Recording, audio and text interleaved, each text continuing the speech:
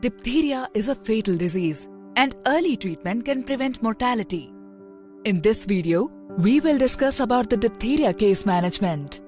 Diphtheria case management consists of isolation of patient, sample collection, antibiotics therapy, administration of diphtheria antitoxin, supportive measures and immunization as needed during convalescence.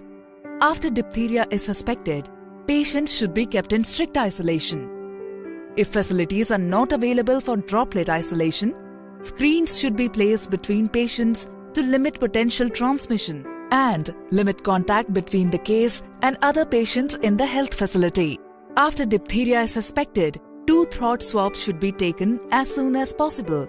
Remember that samples can be taken up to 4 weeks of onset of sore throat, and treatment should not be delayed while waiting for laboratory results.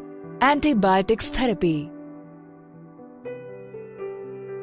Antibiotics therapy is recommended in case management of diphtheria. Antibiotics have no impact on already established toxin-induced lesions, but limit further bacterial growth and the duration of chorine bacterial carriage that often persists even after clinical recovery.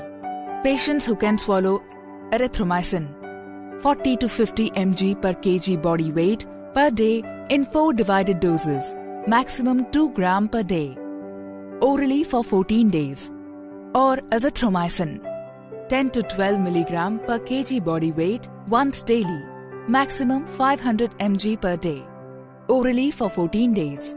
Patients who cannot swallow benzyl penicillin G 1 lakh IU per kg body weight per day in 4 divided doses, maximum 4 million IU per day, intramuscular or intravenous for 14 days, or erythromycin 40 to 50 mg per kg body weight per day in 4 divided doses, maximum 2 gram per day, intravenous for 14 days.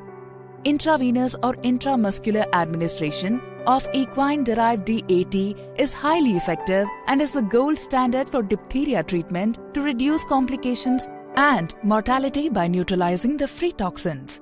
DAT should be administered as soon as possible after disease onset, preferably intravenously in serious cases. Antitoxin dose should be mixed in 250 to 500 ml of normal saline and administered slowly over 2 to 4 hours, closely monitoring for anaphylaxis.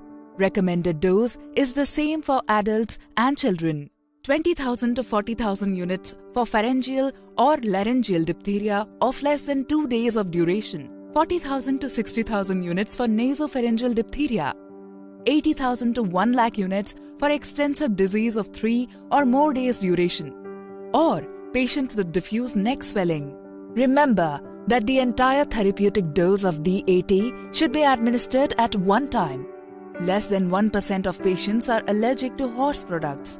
Hence, sensitivity tests should be performed before administration of DAT. Intradermal test. Inject 0.1 ml of DAT diluted in 1 in 10 sterile water for injection intradermally into the flexor surface of the right forearm. Inject an equal amount of sterile water for injection as a negative control on the flexor surface of the left forearm. A positive test is a wheal with surrounding erythema at least 3 mm larger than the negative control test. Read at 30 minutes. In case of negative skin test, the treatment may be started. In case of positive skin test, diphtheria antitoxin may be administered after desensitization and or under the cover of anti-anaphylactic drugs. Supportive management of complications with particular attention to the airway and cardiac manifestations are an important part of case management. Patients should be nursed in strict isolation and should be attended by staff with documented immunization histories.